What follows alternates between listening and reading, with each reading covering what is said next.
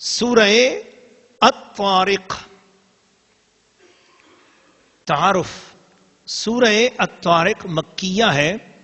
اس میں ایک رکوع ہے، 17 آیتیں، 61 کلمے، 239 حرف ہیں. اس کے شان نزول کا سبب یہ ہے کہ مکی دور میں ابتدائی طور میں یہ حدیث شریف میں یہ بات آتی ہے کہ بالکل ابتدائی دور تھا جب مکہ شریف میں، اس زمانے میں حضرت ابو طالب ایک مرتبہ حضور علیہ الصلوۃ والسلام کے لیے کھانے کی کوئی چیز لائے. حضور نے ان سے وہ چیز قبول کی. حضور کھانا تناول فرمانے ہی والے تھے کہ آسمان سے ایک تارا ٹوٹا اور نیچے گرا. اس سے سارے مکے کے اندر جو ہے نا ایک روشنی سی پھیل گئی. تو حضرت ابو طالب نے عرض کیا کہ حضور یہ کیا ہے؟ تو حضور علیہ الصلوۃ والسلام نے ارشاد فرمایا کہ یہ اللہ پاک نے اپنی قدرت دکھائی ہے، جو تارے جوڑ سکتا ہے وہ تارے توڑ بھی سکتا ہے.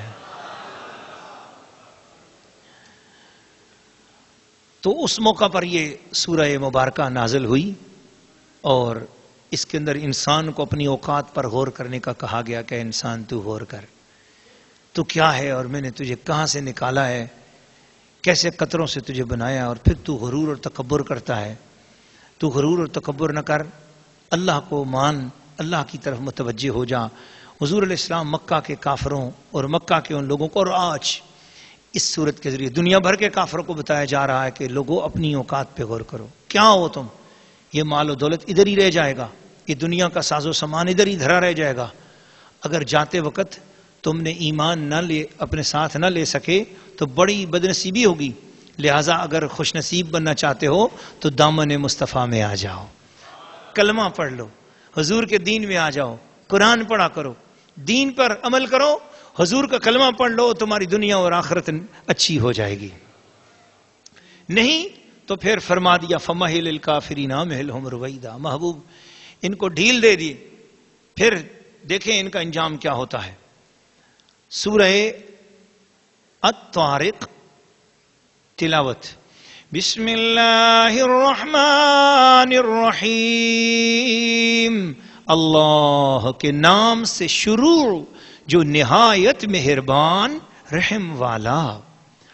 والسماء والطارق وما أدراك ما الطارق النجم الثاقب إن كل نفس لما عليها حافظ فلينظر الإنسان مما خلق من ماء دافق يخرج من بين الصلب والترائب إنه على رجعه لقادر يوم تبلى السرائر فما له من قوة ولا ناصر والسماء ذات الرجع والأرض ذات الصدع إنه لقول الفصل وما هو بالهزل إنهم يكيدون كيدا وأكيد كيدا فمهل الكافرين أمهلهم رويدا.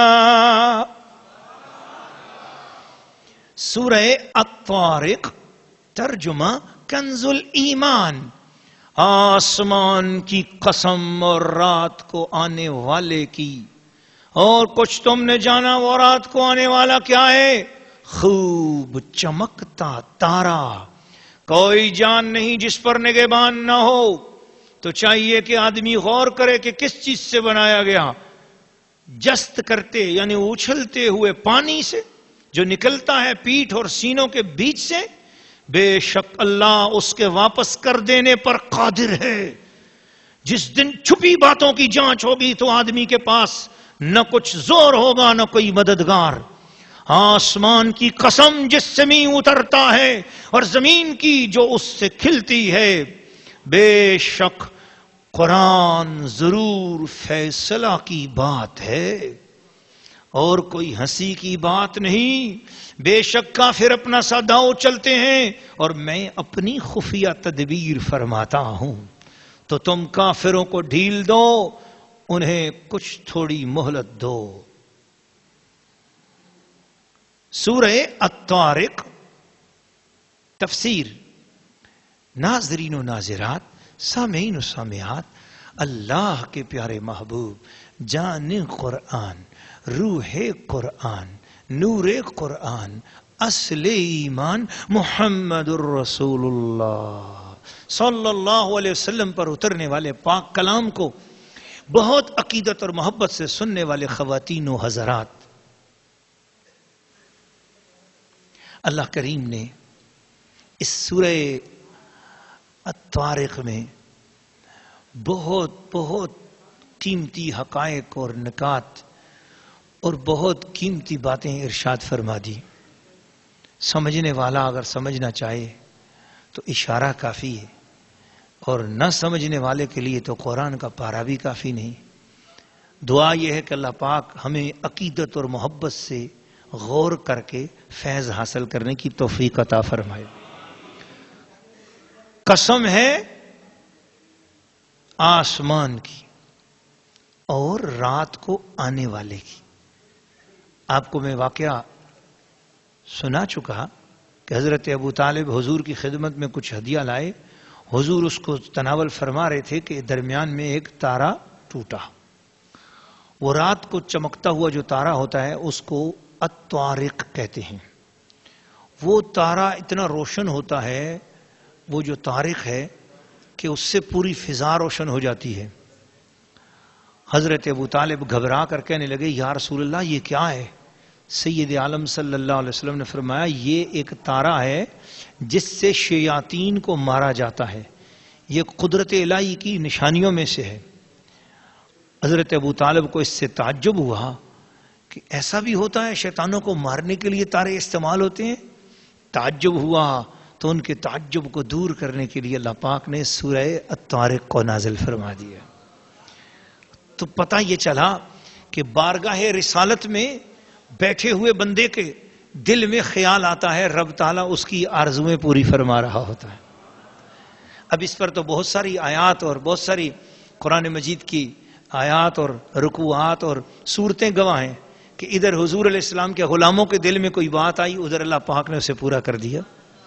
بھائی صبح صبح حضرت عمر فاروق کے دل میں خیال آیا تھا نا کعبے میں کہ یا رسول اللہ لو اتخذنا من مقام ابراہیم مصلی، بس آگے کوئی بات نہیں کی، ڈر کے مارے چپ ہو گئے کہ بارگاہ رسالت بڑی اونچی بارگاہ ہے. بس چپ ہو گئے. سارا دن گزر گیا، شام کا وقت آیا، وہی نازل ہوئی. پہلا پارہ قرآن مجید سورہ البقرہ، آیت مبارک اتر گئی واتخذوا من مقام ابراہیم مصلی. ابراہیم کے کھڑے ہونے والی جو جگہ ہے اس پر تم وہاں نماز پڑھا کرو، اسے نماز کا مقام بناؤ. تو آپ نے فرمایا عمر کہاں ہیں؟ بلاؤ ان کو. بلا لیا. کہا عمر صبح تم نے خیال کیا تھا، اللہ پاک نے تمہاری خواہش کے مطابق قرآن اتار دیا ہے. سبحان. تو اللہ پاک اپنے محبوب کے خاندان کے پیاروں کے لیے ان کے دل میں کوئی تجسس آیا، اس سمجھانے کے لیے ساری دنیا کو سمجھا دیا. اب یہاں پر صرف حضرت ابو طالب کی بات نہیں بلکہ جتنے بھی قیامت تک کے انسان ہیں ان سب کو اس سے فیض مل رہا ہے کہ لوگوں غور کرو. فَلْيَنْظُرِ الْإِنسَانُ مِمَّا خُلِقَ. انسان کیوں تکبر کرتا ہے؟ 4 پیسے آ گئے ہیں تو کیا اپنے آپ کو سمجھتا ہے؟ اللہ کی بارگاہ میں جھک، عاجزی کر، رسول پاک کا غلام بن، اہل بیت اطہار کا ادب کر، صحابہ کی غلامی کر، اولیاء اللہ کے دامن سے لگ جا. تیری حقیر سی خاک جو ہے، تیری بے قدر خاک جو ہے نا، اس کی عزت ہو جائے گی، اس کی تعظیم ہو جائے گی. حضرت عمر فاروق ایک مرتبہ رو رہے. کسی نے کہا کیوں رو رہے ہیں؟ آپ تو 26 لاکھ مربع میل پر امیر المومنین ہیں، 26 لاکھ مربع میل کی زمین پر جو ہے نا آپ حاکم ہیں. فرمایا رو بھی تو اسی لیے رہا ہوں کہ میں اپنے باپ کے اونٹ چراتے ہوئے غلطی کر جاتا تو میرا باپ مجھے مارتا تھا، میرا باپ مجھے کہتا تجھے اونٹ صحیح چرانے نہیں آتے. یہ کس کی نظر کرم ہے کہ آج 26 لاکھ مربع میل پر عمر فاروق ساری دنیا کو حکمرانی دے رہا ہے، ساری دنیا کی نگہبانی کر رہا ہے، اور ساری دنیا میں رسول پاک صلی اللہ علیہ وسلم کی شریعت مبارکہ کے نظام کو نافذ کر رہا ہے. تو مجھے حضور یاد آ رہے ہیں. کہا اے عمر فاروق کیا کہنا چاہتے ہیں؟ فرمایا بس میرا دل یہ چاہتا ہے کہ میں حضور کو یوں عرض کروں، تیری دوستی سے پہلے مجھے کون جانتا تھا، تیری دوستی سے پہلے. ذرا مل کر پڑھو یا رسول اللہ. تیری دوستی سے پہلے مجھے کون جانتا تھا تیری دوستی سے پہلے، مجھے کون جانتا تھا تیرے عشق نے بنا دی، تیرے عشق نے بنا دی میری زندگی فسانہ، تیری عشق نے بنا دی۔